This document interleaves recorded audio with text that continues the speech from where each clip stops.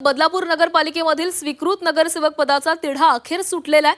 भाजपचे प्रवीण राऊत यांना स्वीकृत नगरसेवक पद देण्यात आले। भाजपचे वादग्रस्त स्वीकृत नगरसेवक तुषार आपटे यांच्या राजीनाम्यामुळे हे पद रिक्त होतं।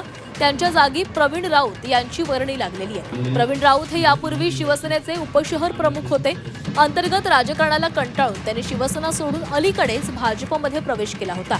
त्यावेळी भाजपकडून त्यांना स्वीकृत नगरसेवक पद देण्याचं आश्वासन देण्यात आलेलं होतं।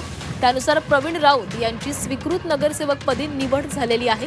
स्वीकृत नगरसेवक पदाची घोषणा होताच राऊत समर्थकांनी पालिकेच्या आवारात ढोल ताशांच्या गजरात गुलाल उधळत एकच जल्लोष केला।